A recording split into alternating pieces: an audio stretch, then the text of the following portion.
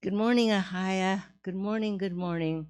We're here for a little 15-minute meditation before our wonderful service at 11 o'clock.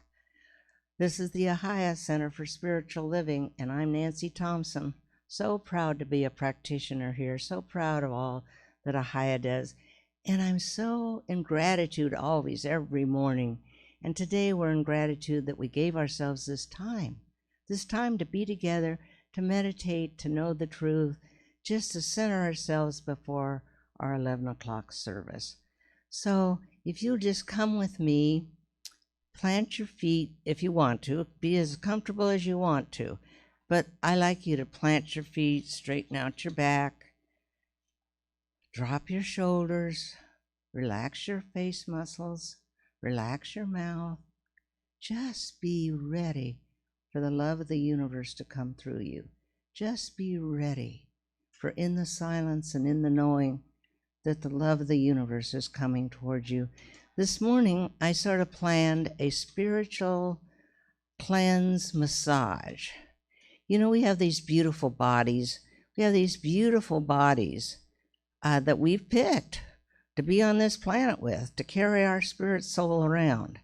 And so this morning, you know, that body needs to be loved, that body needs energy, it needs inspiration, it needs so we're just going to do a little spiritual body massage this morning. So join with me. Join with me as all of a sudden we see this beautiful, beautiful, gossamer, white and transcendent light above our heads, this beautiful shower of light and love and joy and harmony. And we're going to take that beautiful shower and we are going to take it through our bodies and just cleanse and enliven and joyfully fill every cell in our bodies. So as we take that beautiful light, we come down, starting at the crown chakra, we start down through the brain. Oh my, that beautiful engine of that organizes everything and does everything for us. It's our computer. And so we just send every cell in that brain, even all those cells that we don't use, we send the love and the harmony and the joy and the aliveness. And we just see those cells just perking up, happy to be doing what they're doing. And as we move on down through our head, we come through that psychic eye. Oh, we come to that psychic eye. That eye that sees the future, sees the truth, sees the love, sees in truth who we are and where we're going. That psychic eye says, yes, I'll be with you all the way down your journey. I'll be with you.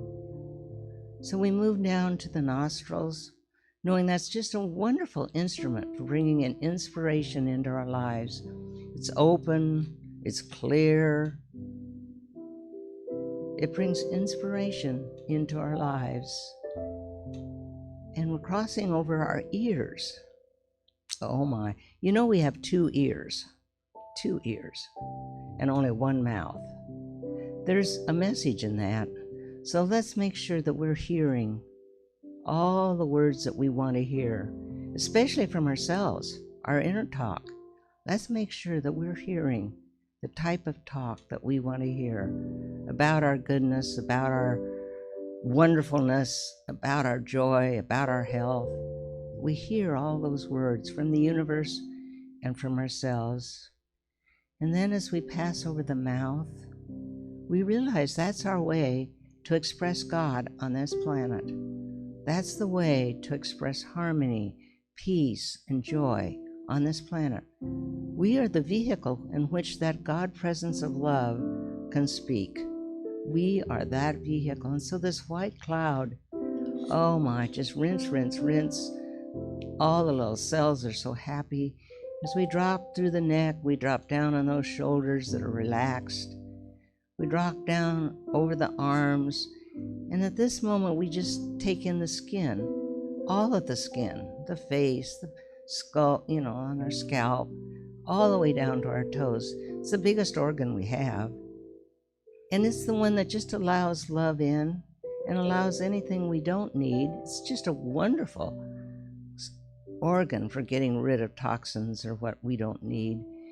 And it just takes in whatever we do need. Maybe some vitamin D, whatever. The skin is our beautiful, beautiful organ. When we drop down to the elbow feeds us in many ways. It gives gifts to other people. We have these elbows to reach out to our community and to take care of ourselves, using that elbow because it brings our hands wherever the hands need to go. And these hands are just one of the most beautiful concepts there could ever be. And so every cell in that body, every bone, is just alive with this golden, white, it's really white, cleansing, energizing. The hands are just ecstatic. They can handle anything in this life. They can handle it all because they have the support of the one mind of God. And so as we go up and go down through our torso, we kind of come to the lungs first. They're receiving all that inspiration from the nostril area. They're the inspiring part of our life. We are inspired with harmony. We're inspired with love. We're inspired with peace, compassion, and goodness. And then nestled right in there is that heart.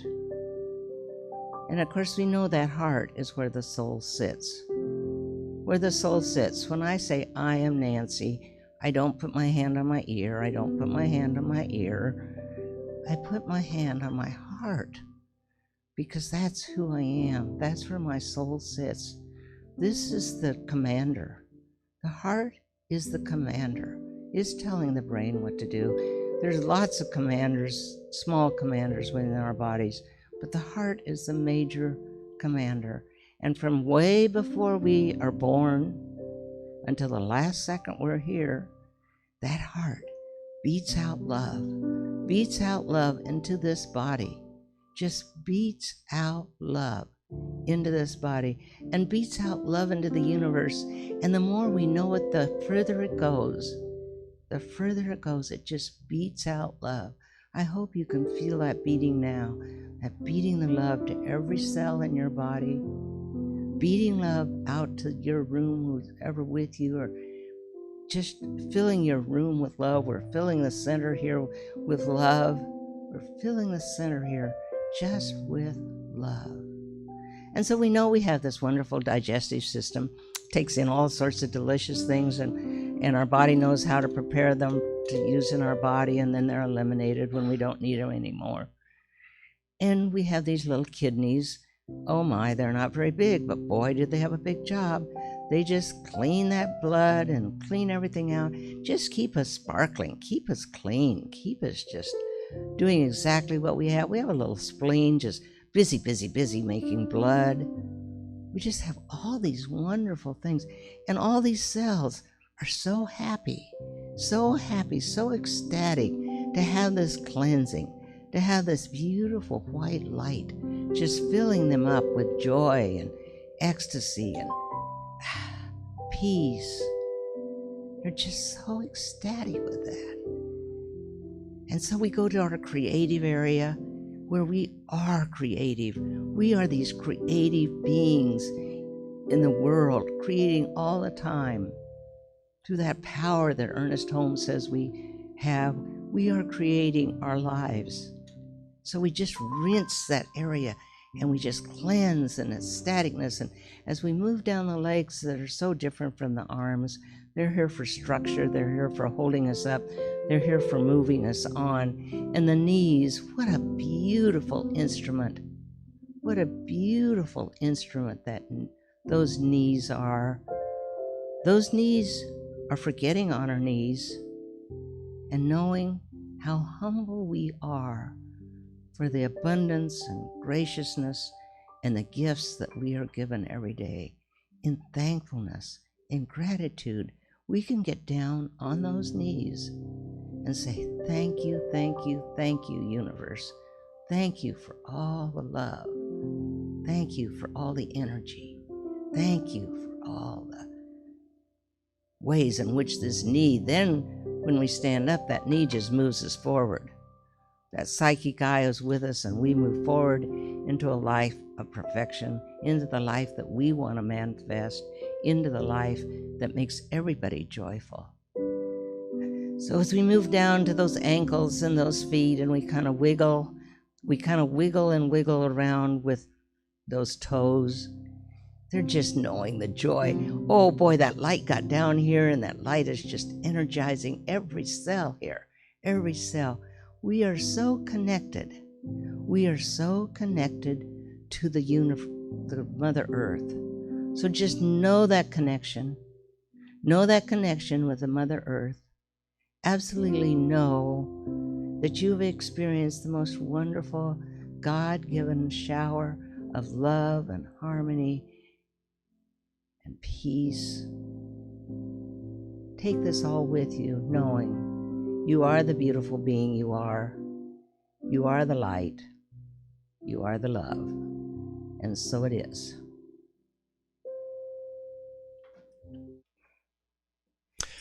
Good morning, family, and welcome to live streaming from the Ahiah Center for Spiritual Living in beautiful downtown Pasadena, California, USA.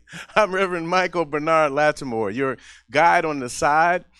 Very honored to be welcoming you to live streaming this morning and God's Party. And we've got a full cast and crew ready to help you celebrate. There you go. Didn't want to be messing with this mic here. So just want to introduce to you all of our cast this morning. Of course, you've already met the Sunday band. We've got Mahesh tickling the keys and Leon Johnson on the bass. Our beloved Brian Menifee on percussions, keeping that divine vibration going. And I see Chris Glick is here, and you know he's going to be doing something. So let's give our musical director some love. And who has been with us since I was just a little bitty peewee. I'm just kidding, Eloah. It's Eloah Shaddai. Voice of the divine. So welcome to God's Party. Our theme this month is still stepping into the unknown, and today's wisdom talk is entitled Stepping Up and Out. Yes, I think that's quite appropriate. I am still resonating at this frequency of love from the beautiful meditation this morning. If you didn't get a chance to see it, back it up, rewind, and go back and enjoy that meditation by Nancy Thompson. She's our beloved practitioner emeritus. And I'm still resonating from that loving shower this morning, Nancy. Thank you so much. So now we get a chance to just sit back and enjoy the meditation put together by Gabriel. He is such a creative light. He goes to great lengths to find these beautiful images and songs to put together. So let's move into that meditation as we prepare for the celebration service.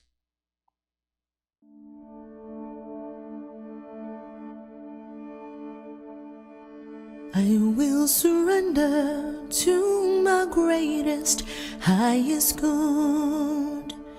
I will release any fear that blocks my way.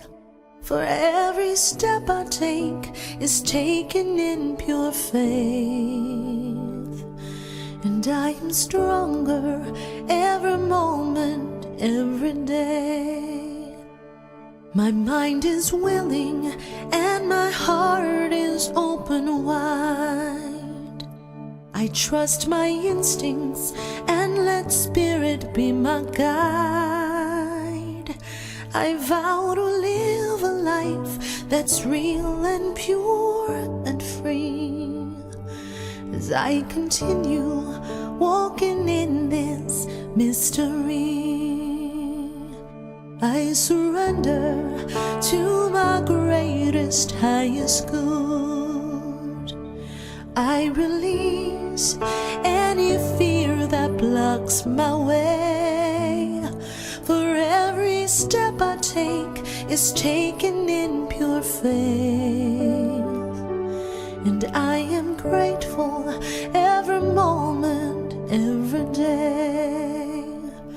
There may be walls, there may be roadblocks in my way, but I can choose to take a higher path each day. And now I know what I thought was safe and sound was only habit and regret that held me down.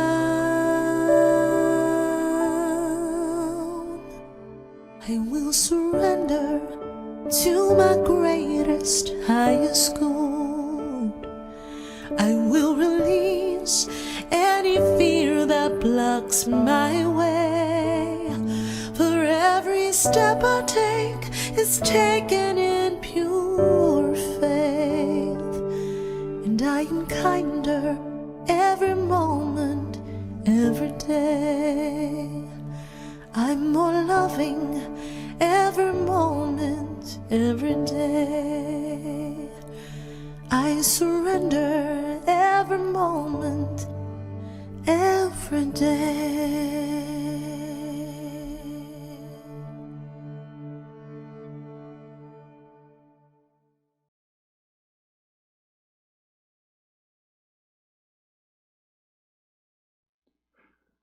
Oh, good morning, everyone. My name is Reverend Scott Olson. It's such a pleasure to be here with you today.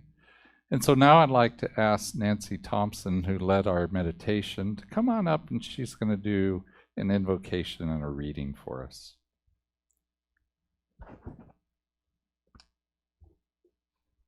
I always laugh a little when he says I'm going to do a reading because I'm somebody that likes to kind of think on my own. But anyway, welcome to Ahiah. Welcome to Ahiah, this beautiful center that we're so proud of. I mean, all the things they do. I can say that because I really haven't been much help through the pandemic, and they've just done so much. And so all of you that are out there listening, and we even have a few people in the room, which is just absolutely wonderful. So join me right now for knowing the truth in our invocation, knowing that we come to this moment, we come to this gorgeous moment in only gratitude, just in gratitude. Gratitude that we've given ourselves this time to be together and to know the truth of ours, and to step forward into a new life, as you're going to hear about during the service. We just come in gratitude, but the major gratitude is there is a one mind of God. There is that absolute glory, that absolutely one mind of God. It's nothing but divine love. It's all it is. Divine love everywhere, every place, all the time.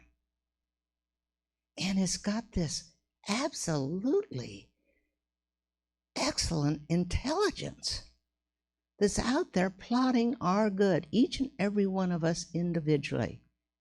That one mind of God, that sweetness, that loveliness, that expansiveness is out there plotting our good at every moment. We can feel it within ourselves. We sometimes see it on billboards. We'll catch it in a little conversation. But that one mind of God is out there plotting our good. And as our leader, Ernest Holmes, says, we have the power. We have the power to use that love, to use that intelligence, to manifest a life of goodness and service and givingness and love and abundance and health. We have the power to create the lives that we wish to live. And so how do we do it? We declare this moment. We do it by listening to the wonderful talks by Reverend Scott and Reverend Michael, listening to the music, just filling our hearts with joy. We declare this just a perfect moment in the universe, a perfect moment in the universe. So we declare these words. We're thankful for the music. We're thankful for Gloria. We're thankful for everybody that Harris, everybody that does all the work here. And we release these declarations into the one mind. And the one mind says, yes, my beloveds, yes, there's no other place I'd rather be than with you at this moment. So in thankfulness, gratitude, all those things, we release it and we say together, and so it is, amen and amen. I really do want to thank Gloria.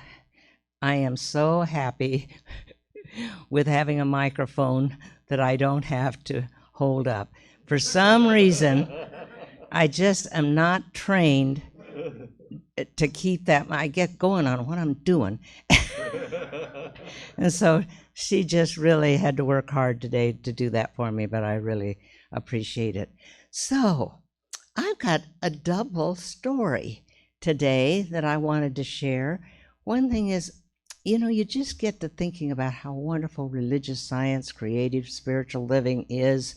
And we all know when we first found it, we've all got our stories. We should write a book.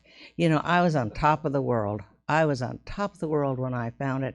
And boy, have I corrected a lot of things. And I know people that have come in from halfway houses and just become these beautiful ministers. Anyway, Ernest Holmes put together something that's so wonderful, and he stood on so many shoulders. That's kind of what I want to say. He stood on so many shoulders, and then we get to stand on his and all the others. I mean, you just think about the abundance of this world. You think of those late 1800s when the Theosophical, Mary Baker Eddy, Quimby, Troward, all those, there's something about that 1800s. Those Russian authors, Tolstoy and Dostoevsky, those are when they were coming out. So it just broadened and then we get to stand on all of that. And that's the first part. Second part is that I have a grandson, gorgeous. He's 6'3". He's just gorgeous. And you can see where he got his height. Yeah. Yeah. And somebody he's spent his whole life, 17 years in the Caribbean, growing up there. And he's come back to San Diego, and somebody gave him a book on Krishnamurti. Well, it just, how he just found something that just said something to him. Krishnamurti was just saying what he wanted to say. So I don't know when he said something to me, and I said, I know Krishnamurti. I saw him in the 80s. Blake went, you did?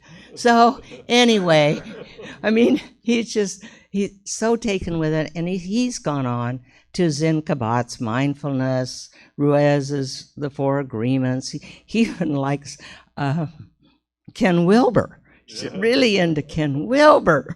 Oh, I love it, Debbie. And so we went up last weekend to Krishnamurti's retreat.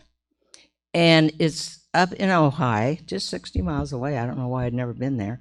There's a couple of buildings with maybe 8 rooms to stay in. And then there's Krishnamurti's home and meeting room and so forth. Beautiful gardens and beautiful things. And Krishnamurti was a young boy on the beach. His dad was a Theosophical component, belonged to that. And the leaders happened to be there, and Passant, and I don't always get names correct. And they looked at this 13-year-old boy, and they said his aura had no ego. Can you imagine if at 13 you'd had no ego? Wouldn't it? I mean, how different life would have been.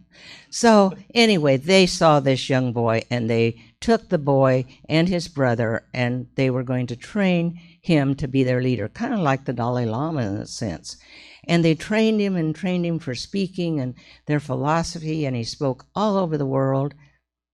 And at about 27, this Anne Passant, who he just loved as a mother, was leaving pretty soon from the planet.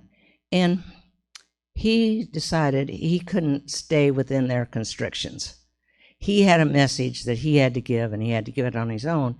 So his message is, we are free. We have no boundaries. There are no authorities other than ourselves. That's his bottom message. And it's so important to be part of nature. Being part of nature, being part of the trees, being part of the grass, being part of the energy of the world. Yeah. And then absolutely relationships. We're not singular, we're not solo, we're all one. And so it's relationships. So his was this, you are free, and there's no judgment. People tried and tried.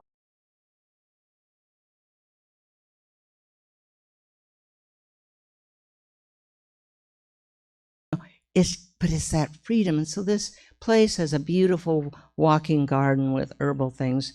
And then there's a new garden, I think.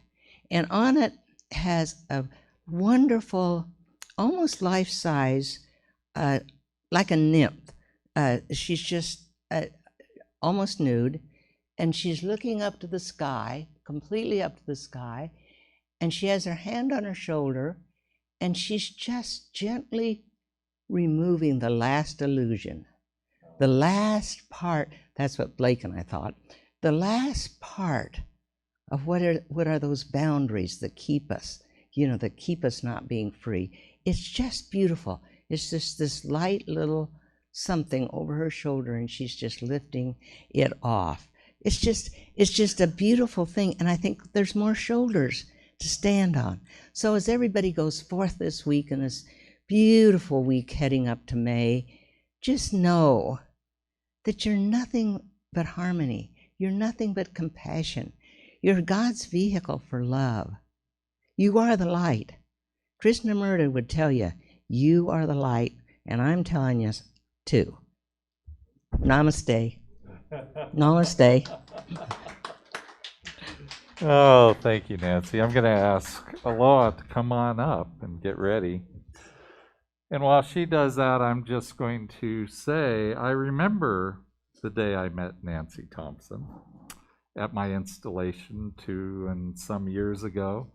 And when she said that she wanted to be a practitioner here, I was like, oh my God, how wonderful. And so, Nancy, I don't have any boundaries on you. You do whatever you want. All right, Eloah. Good morning, everybody. My name is Eloah Shaddai. I've been coming here for umpteen years and happy to be back. One more little adjustment, 1 second here. Thank you for your patience.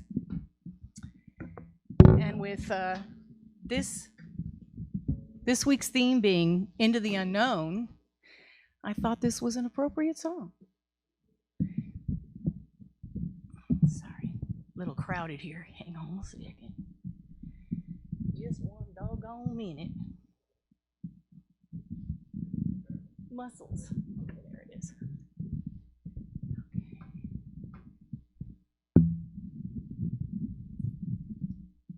There we go. I know, right? Everybody clap. No, I'm just kidding. Oh, obedient little tykes, aren't we? Okay, here we go.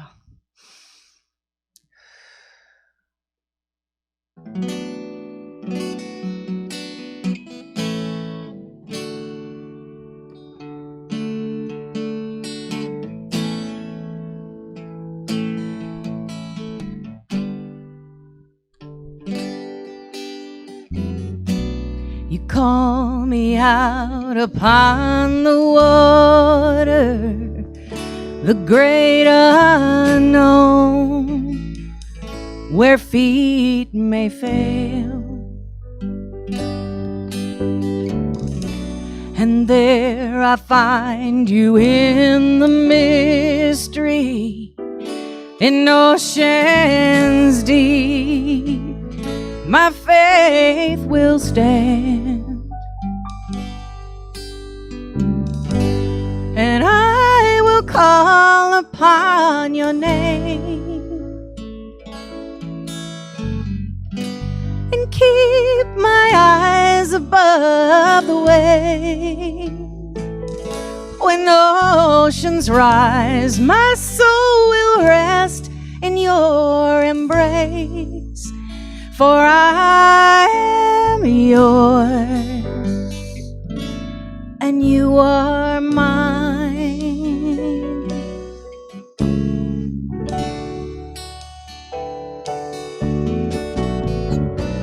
Your grace abounds in deepest water.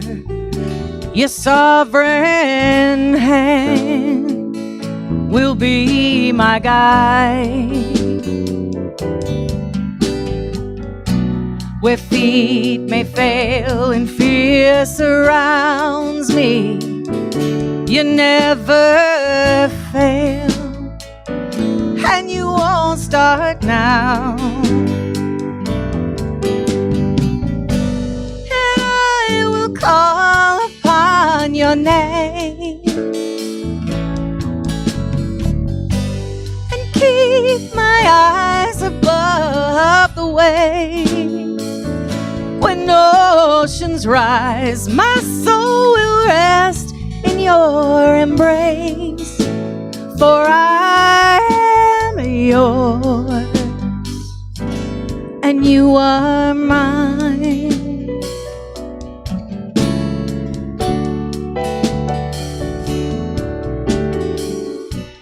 Spirit, lead me where my trust is without borders. Let me walk upon the water wherever you would call me.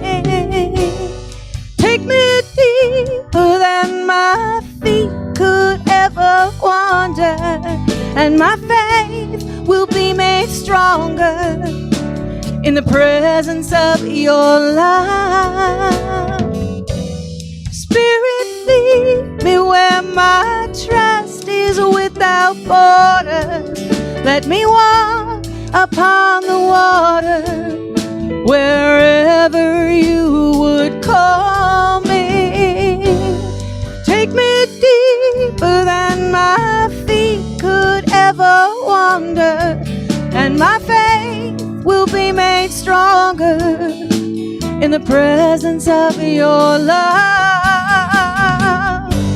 Spirit, lead me where my trust is without borders. Let me walk upon the water wherever you would call me. Take me deeper than my feet could ever wander, and my faith will be made stronger in the presence of your love. Spirit, lead me where my trust is without borders. Let me walk upon the water wherever you would call me. Take me deeper than my feet could ever wander, and my faith will be made stronger in the presence of your love. And I will call upon your name and keep my eyes above the waves. When oceans rise, my soul will rest in your embrace, for I am yours and you are mine.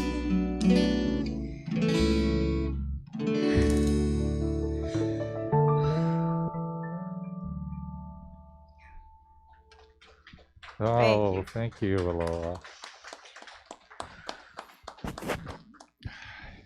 You know, that's a wonderful song. It has wonderful lyrics, and Eloah and the band just kind of just lead us along the way. So thank you.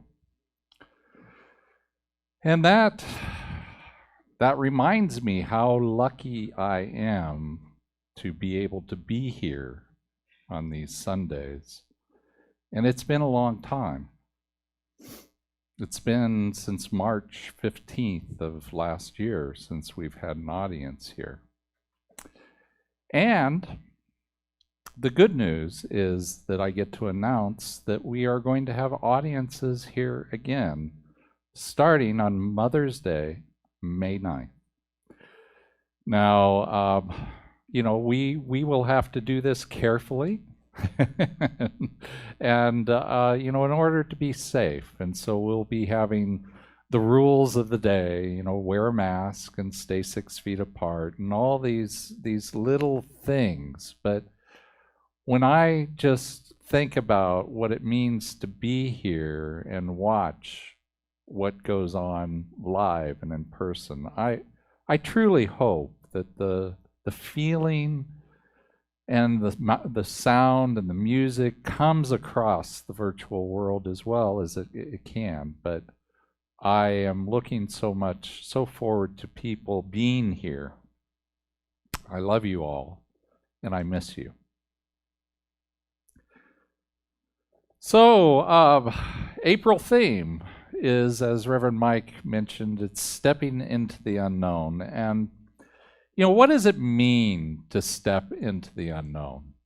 It means a number of things. And one thing that it can mean is it can mean, you know, what our body wants. Our body wants new experiences. And so we satisfy that desire of our ego with going to new places, meeting new people, and finding and getting and acquiring new things. And we also sometimes will indulge with food and drink and sex and gambling and other things, sometimes to excess, because our ego mind wants us to always be experiencing something new. It's kind of a drive, and yet it doesn't want you to experience something too new, right? It likes the lane in some ways. And so we end up sometimes creating a life where we feel like we're a little bit in a rut. And so, you know, the thing I know is what I'm talking about, stepping into the unknown, has absolutely nothing to do with that rut. It has absolutely nothing to do really with what the ego wants either. Instead, what I'm talking about with stepping into the unknown is it's all about the soul. You know, Reverend Carol Lotz comes here on occasion, and she's a chaplain. She works with people in hospitals, and they are sometimes sick, sometimes they're terminal.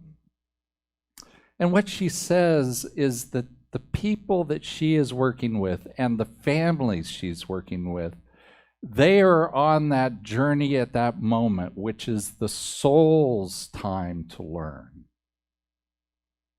And that's what I'm talking about, is how do we get to a place where we're learning at a soul level?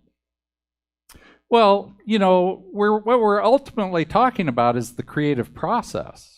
This process where what we think and what we feel and what we intend and what our beliefs are, that all goes into the one mind that we share, and then Spirit reflects that back into our lives.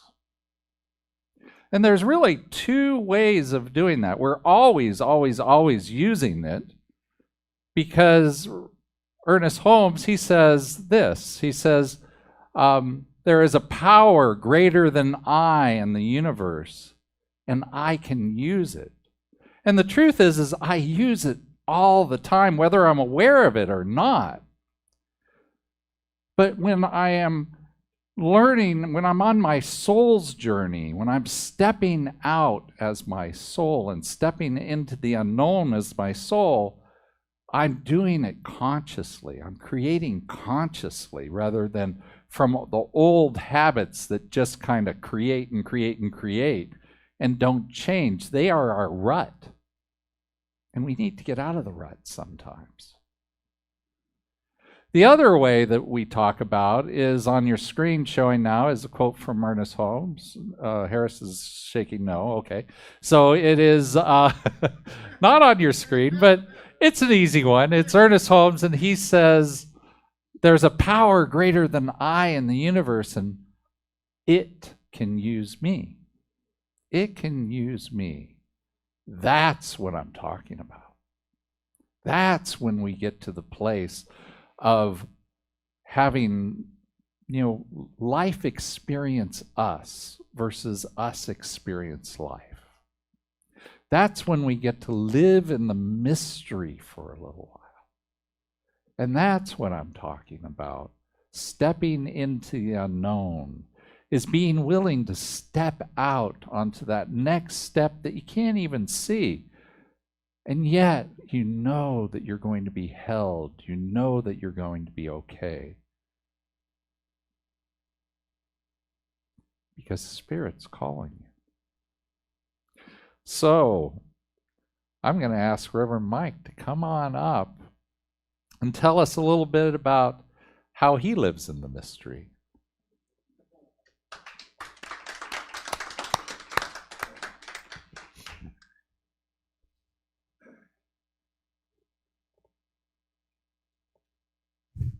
Thank you, Reverend Scott. And thank you, Eloah, for taking me to that sacred and secret place. Yes, God, I am yours. When I think about the topic today, stepping up and out, I'm reminded that somewhere on the planet Earth, there is a school that teaches you how to cook a frog. And I imagine this is for, people who like to cook frogs. I mean, somewhere on Earth, we are a diverse people, and of course, this school is appropriate for people who cook frogs. But I also think that there's a lesson there for us, for those of us who may not cook frogs, but may find our frog being cooked. So they say that if you drop a frog into hot water, that it will instinctively hop out. Immediately. There's an intelligence in the frog that tells it, this is not for me. And the frog hops out immediately. However, they say, if you place the frog in tepid, comfortable water, and you turn up the flame ever so slightly, that over a period of time, the frog will be cooked without its permission. Because the frog's not aware that the water is hot. And I think there's a message in there. Because somewhere in my mind's eye, I can imagine this frog saying to himself or herself, like, ain't it kind of hot in here? I can imagine it getting a little uncomfortable and then a little more uncomfortable, and yet it stays in that water. And I think that if we look around us, we can see a lot of folks in hot water. We can see a lot of folks that are uncomfortable, a lot of folks that are upset because they're in that pot being cooked. And truth be told, we're in the pot also. However, it's occurred to me that maybe I'm in the pot because my particular flavor is needed in the stew. Maybe there's something that I bring to the stew, some compassion, maybe some awareness of judgment, maybe some willingness, some awareness, maybe prayer, consciousness, to say, God, I know that you are the cook. You're the master chef, that you got your hands in this. And then it gives me an opportunity to call myself forward so that I can step up and step out into my greater yet to be.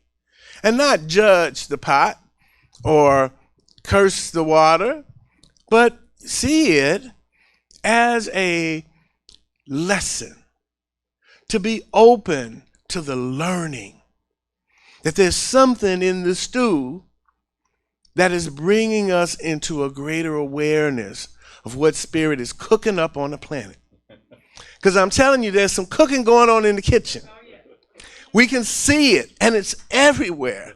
And it's so profound, like it's like standing face into an elephant. Like the elephant is so big you can't even see the whole thing, but it's everywhere. It's in our education, it's in our finances. We're waking up to say, wait a minute, this has been like a bad dream. We've got some things being cooked up, like beliefs that are absolutely not true that we've been living. And we are awakening to realize that we're in hot water and that it's time, for us to step up and to step out. So the invitation that I have for you this morning is that, the next time you find yourself in hot water, whether it be out here on the freeway and you're seeing people that are upset because, or maybe it's somebody who wants to play Ain't It Awful. You know that game? Ain't it awful what the government's doing? Ain't it awful what those people are doing? You know those people. You know the ones. That you have an opportunity, that you have a seat of consciousness in you that frog may not have. Because you have the power, like Nancy reminded us today, the power of the heart. Because the heart's the commander. The heart knows. And the heart will be telling you something that your mind is in conflict with. And that heart will stop you and say, wait. You have the power to say, yes, God, I am yours. When that water is rising, the ocean is rising and it's hot water, we have the power to say, God, I am yours. I remember to surrender. And in this moment, I know that your guidance is telling me what to do, telling me who I am, reminding me of who I am and of who you are in this situation in the hot water with me. And that we have the power to call it forth, to step up and to step out, to say, okay, my flavor in that hot pot is there. Let me step up and step out. And now I'm going to change my position. I'm changing my relationship to this hot water. And so that's my invitation to you this morning, to step up and to step out into your greater yet to be, to who you know you are, to whose you are. And when we step into that, there is a instant response in the environment because we're all connected. So I'm going to say this and I'm going to shut up. We got the movie night coming back Friday. And we're watching a movie. I'm just going to give you a sneak preview. But just one of the points of this first chapter that we're going to watch this coming Friday is the fact that we are all connected in an energetic field. The earth has a resonant vibration. And that resonant vibration is in each one of us. We can feel it. And coincidentally, science has discovered that the base frequency of the earth is increasing. Imagine that. We can feel it. We're manifesting. We can feel energetic influence happening from all around us. And this film kind of puts science and spirituality together and helps make sense scientifically of what we have always known as metaphysicians. So it's a powerful film. We'll have a conversation cafe around it. And you know, the beautiful thing about this is that we can all, like that frog, say, hey, you feeling this hot water? It's like, yeah, I'm feeling it too. But we can all, you know, validate for each other what it is that we're seeing, what it is that we're knowing. So join us on Friday night and we'll talk a little bit more about this. Thank you, Reverend Scott. Thank you, Rev. Oh, I don't know, these water metaphors. We're going to continue on with them in a minute, actually. So, as Reverend Mike said, the title for today is Stepping Out, Stepping Up. And, you know, when I started thinking about that and I was writing this talk, I suddenly kind of flashback. You know how you have those flashbacks to memories? And I had this flashback to when I was a kid. I had this little dog. It was a family dog, and she wasn't very big. And she loved for me to toss the ball for her. So I'd take her out in the yard and I'd toss the ball. And she would run, catch the ball, bring it back to me. And sometimes I would toss it and she would just lose it in the air, you know, couldn't find it. And then she would just stand in one spot and she'd spin, you know, kind of looking for that ball. And I was young at the time. I was going, oh, this dog's stupid. I'm pointing to the ball, doesn't know to go get it.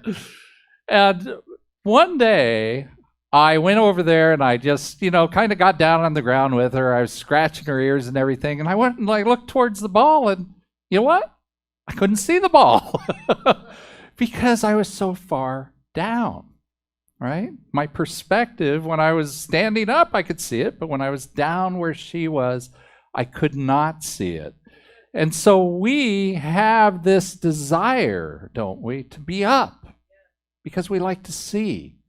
You know, we love to be on a mountaintop and see the vista, or on a skyscraper and see the city, or on an airplane and see the vast vista in the curve of the horizon. We love that.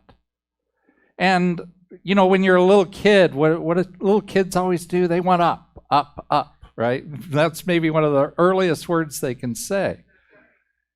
And it's because we like to be up. We like to have this advantage so that we can see more and know more and understand more. Right? That's what we're talking about getting up. We want to do all that. But, you know, the truth is we are tied down to the ground oftentimes. We're tied down. And what are we tied down by? Well, yeah, we're tied down by the stinking thinking, right? The old way that we've been thinking forever. If we don't change the way we think, the same rut that we've been in before continues to appear in our lives. Because that's the way the creative process works. What we put into it comes back to us. If we don't change what we put out, we don't change what we get back. And so we want to step up, we want to get up, but first and foremost, we want to step up, right? And so the question for me then is, what keeps me in my box? Why do I stay in that same box? Why don't I unchain myself and go up? Well, the first reason I can think of, I think is the most powerful reason, is fear. You know, our ego, that little thing that sits between these ears, you know, the gray matter there, the consciousness that we think of sometimes as who we are, but isn't actually who we are, right? It's the one that's based in time. It's the one that's mortal.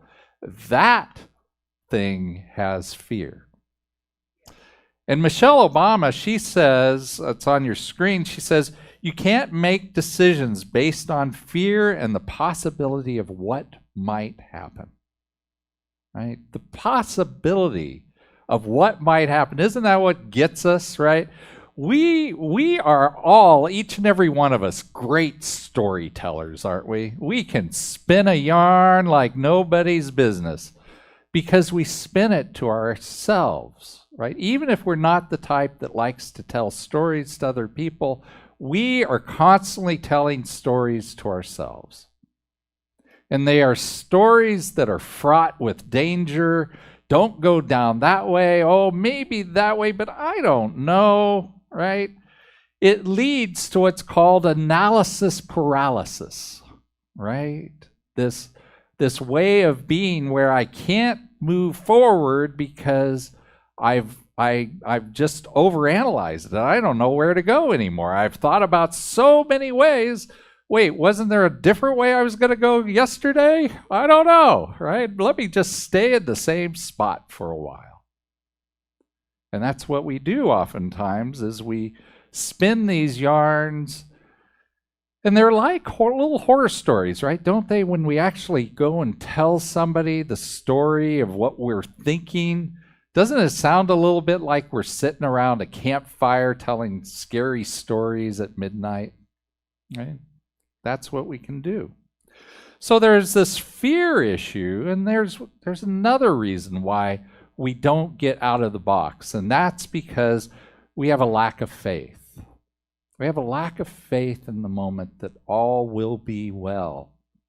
Ernest Holmes, he says this, he says, "We must climb over the rocks of unbelief, pass around the barriers of doubt, and plunge into the stream with faith." Well, what is that stream? That stream is the stream of the consciousness of God. That one mind that Spirit is. We just need to plunge right in and listen. Listen to what it's telling us, and then follow that. And that, my friend, is when it uses me. Yeah. So, now the problem is with that is that it's a plunge. And plunging in can be kind of scary sometimes. And we might have had some bad experiences when we thought we were plunging before. I remember when I was, I had to be 7 years old at the time, because I was living with my aunt, with my cousins, and I moved in with her right before my 7th birthday, and I left right after my 8th birthday. And so I was 7 years old, and she had 3 kids, and so I lived with her and my uncle and my 3 cousins. And we lived in Plainview, Texas. And believe me, it was a plain view. Flat, flat, flat. But, in the summer it was hot. And so us kids, we'd get on our bicycles and we'd bike over to the municipal pool. And it's not like today where kids get driven to the pool and the parents are there watching over them the whole time. No, the thing of when I was a kid was you go outside. We don't care where you go. You just go outside. So we would get on our bikes and we went to the pool. And I was a good swimmer. I'd had swimming lessons. I was very confident. I could swim in the deep end, shallow end, didn't matter. I was happy in the water. But I had never dived off that diving board over there. And it was one of the 10-foot ones, or it might have been 3 meters, whatever it was. It was up high. And I decided this one day, watching all these kids diving off that diving board, I decided, okay, I'm going to do it. So, there was nobody to tell me no. So I just got up, got out of the pool, walked around, got up that ladder, walked to the edge, and flew off that diving board. And off I went, and belly flop. Yeah. And the thing about a belly flop is it makes this huge splash, and it's loud. And so I come up out of the water, and it hurts, right? And then I see all the kids are laughing and pointing, and I'm 7 years old. And my faith was eroded. For me, eventually I would dive, but every time I go onto a diving board, I remember that moment. And so it's something that I don't do, just like joy type of thing. It's not a joy thing for me. So I don't generally dive. I'm happy swimming, I scuba dive, I do all that, but I don't like diving in off of a high board. Now, fast forward 40 years, I find myself in another pool. This time in Long Beach, California, much nicer than Plainview, Texas. Sorry if anybody's from Plainview. But here I am in a municipal pool, and I have with me my youngest son, who at that time was 7, 8 years old. And this kid can swim like nobody's business. He's had lessons. He used to call himself, when he was that age, he would call himself a water animal. You know, he loved the pool, loved water. And so he looks at this, they have the same 10-foot board over there. And he looks at it one day, we're swimming, and he says, you know, Dad, I want to go up. Now, you know, for me, the first thing is, oh, I don't know, you know, is it safe? But, you know, I hate to tell my kids, I hate to faff on to them my fears and inhibitions, right? So I think about it for a second, and then I tell them, I'm like, oh, well, okay, I'll tell them about how to do this. So I tell them, okay, you know, climb up, go to the edge, jump off only as far as you need to get past the board. Make sure you're straight up, keep your feet together, point your toes, everything will be fine. So he climbs up, and I'm watching up there. He climbs up, walks over, off the board he goes. He pushes himself way out too far, and belly flop. And of course, you know, the loud sound, the big splash, and everybody's pointing and laughing. And of course, I've had that experience, and he's 7. So I swim over to him and I grab him.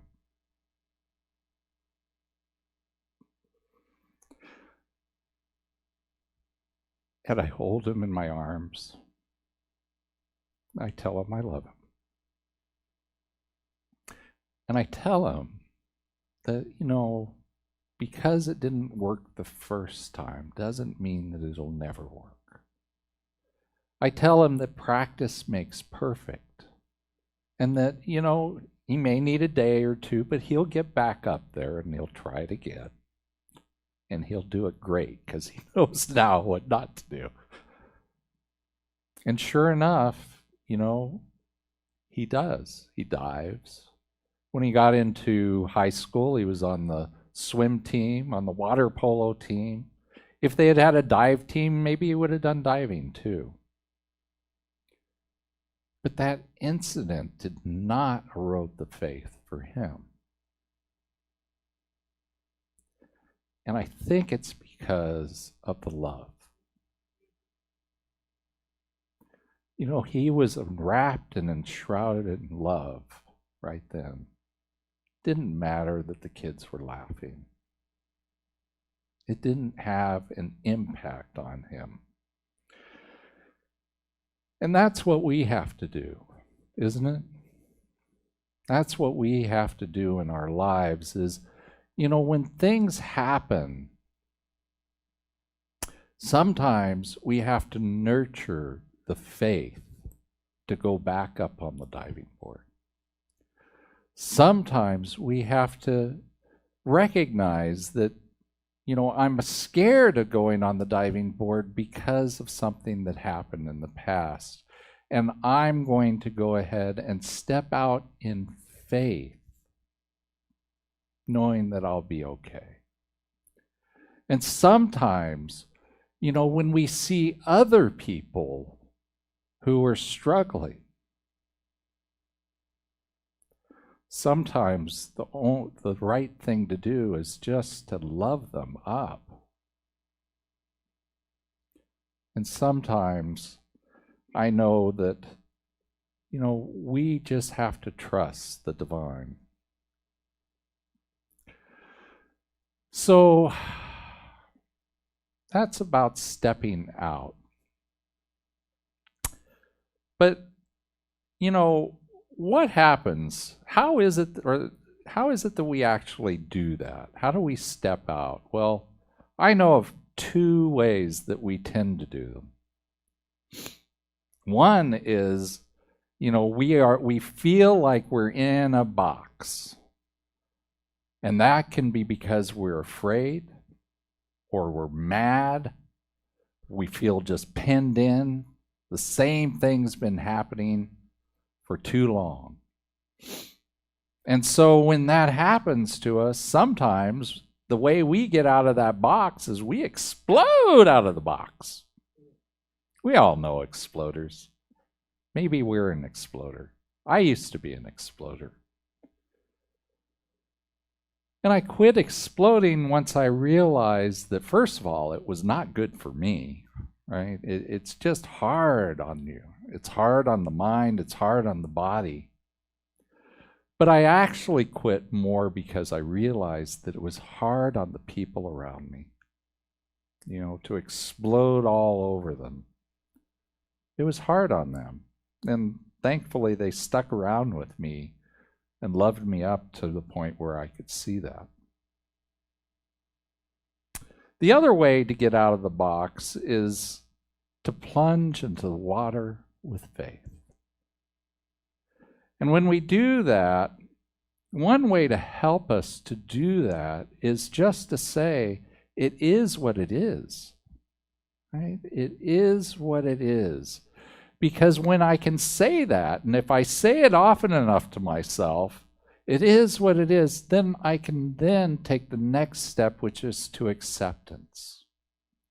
And then the next step after that is, this too shall pass. I accept what's happening and I recognize that I'm in this box, but I'm not going to be here forever. I'll get out. And you know what? Every time I get to that place, the box opens up. It's like magic. And so we've stepped out of our box, but what happens then? We're either going to step down or we're going to step up. And I believe in my life, every time I have exploded out of the box, I've stepped down. And every time that I've plunged in with my faith, I've stepped up. And so which way would you rather go? Would you rather be headed up to the mountain view? Or, head down another step, which just makes the upward climb just that much longer? It's really up to us. How do we handle that? So I want to leave you with this thought from our founder, Ernest Holmes. He says, "The greatest gift life could have made to you is yourself. You are spontaneous, self-choosing sinner in the great drama of being, the great joy of becoming, the certainty of eternal expansion." So what I want you to do is I want you to take this time to recognize the greatness that you are, the individualized expression of the divine that you are, that makes you automatically great. It doesn't matter what you've done. It doesn't matter what your judgments of your life are. You are absolutely a great joy of becoming that great beingness that you are. And then I'd just like you to remember that if you are feeling in this moment like you're going to explode out of the box, just take a second to say, it is what it is, and this too shall pass.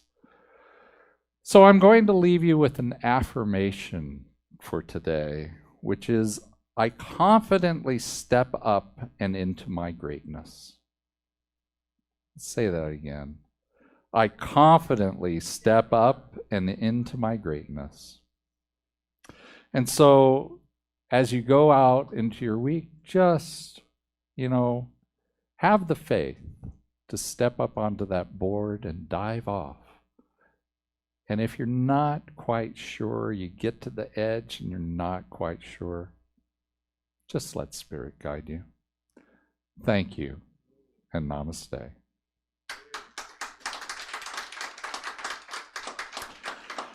So I'm going to ask Eloah to come on up again and sing us our second song.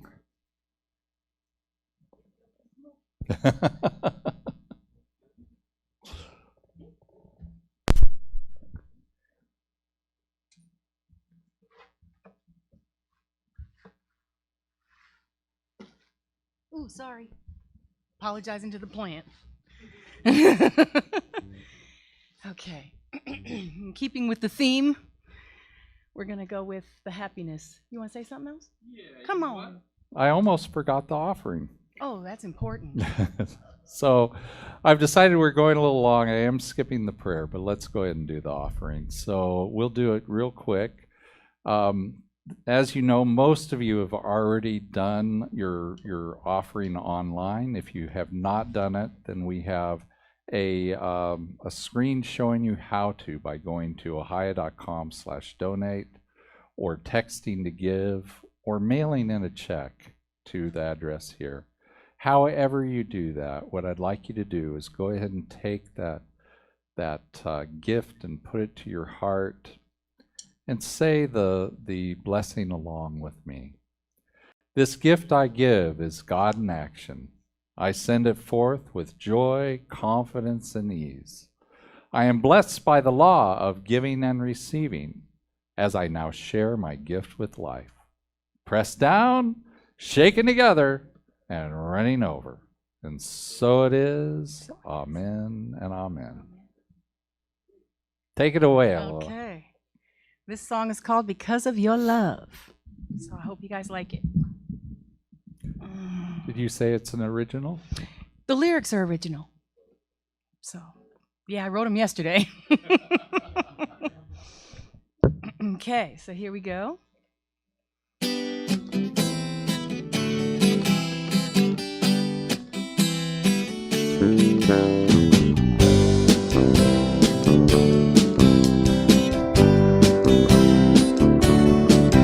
As we come into your presence, we remember every blessing that you poured out so freely over us. It's with gratitude and praises for compassion so amazing. We've come to give you thanks for all you've done. Because of your love, life is heaven. Because of your love, blessings rain. We lift one voice with songs of freedom. Forever we're changed because of your love. Take it away, Chris.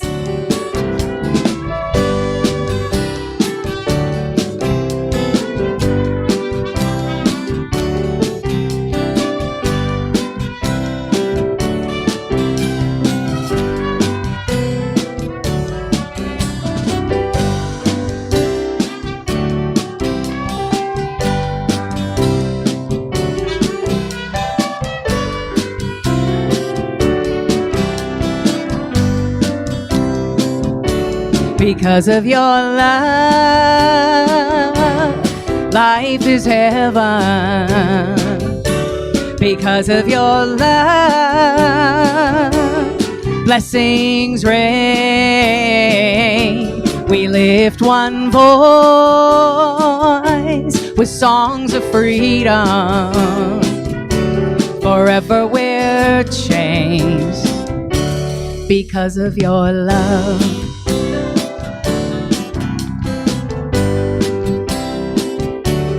From the top.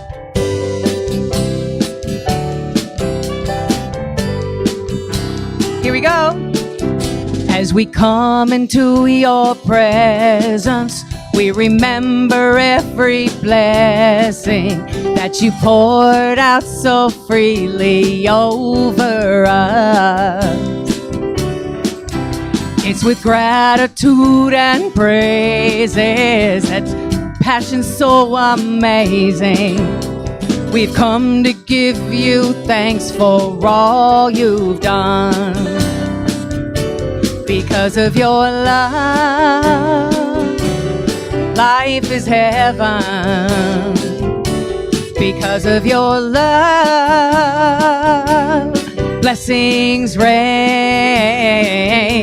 We lift one voice with songs of freedom. Forever we're changed because of your love. Forever we're changed because of your love.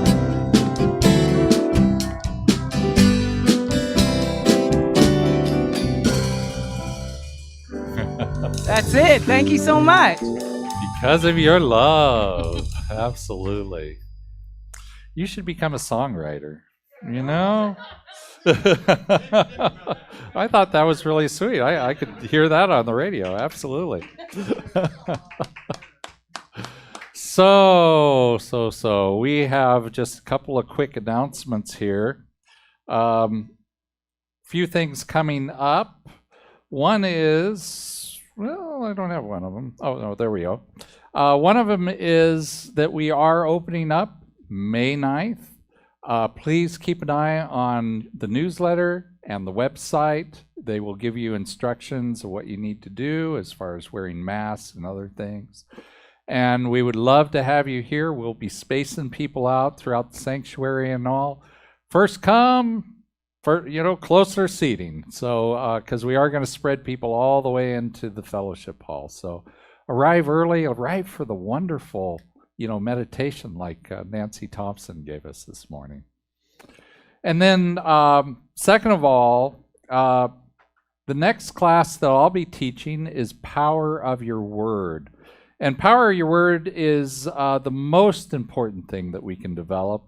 It's with our word that we create all of our life. That's what it means to speak our word, is really to think those thoughts that are creative into the one mind that God is, and have those build our life so that we, when we're consciously doing that, with the power of our word, we can create the life of our dreams.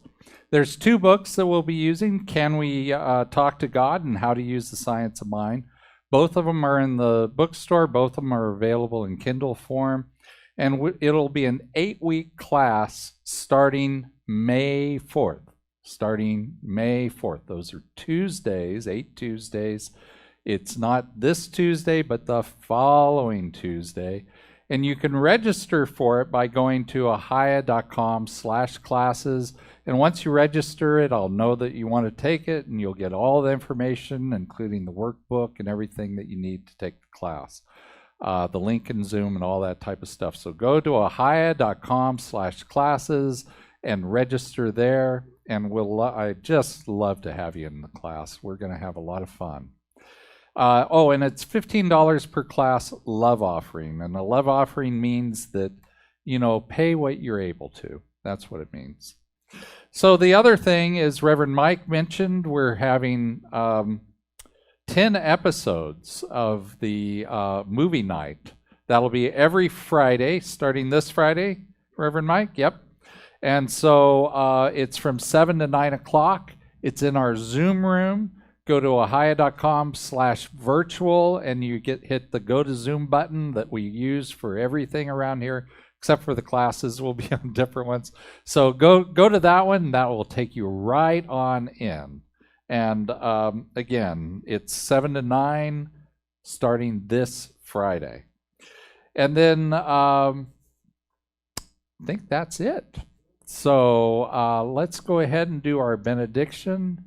And so if you will read along with me. Something wonderful is happening through me right now. It is this thing called life. Life is in my mind. Life is in my body. Life is in all of my affairs. I accept it. I am it. And I share it. Just the way it appears and just the way it appears not. Thank you, life. Amen and amen. And so, May 9th, I'll be hearing an even louder, one of those. That'll be nice, having people here. And that's Mother's Day, by the way, May 9th is. So that's the first time we'll be having, an audience here since March 15th of last year. It'll be great having you here. I'm going to see you in just a few minutes in our fellowship hall, or not in our fellowship hall, in our Zoom room. See, I'm already going up to next. Yeah. So, we'll see you all there. If you wish, you can get to the Zoom room by going to ahiah.com/virtual and hit the go to Zoom. See you in just a moment. And if not, I will see you next week. Thank you, my beloveds. I love you dearly. I will see you then.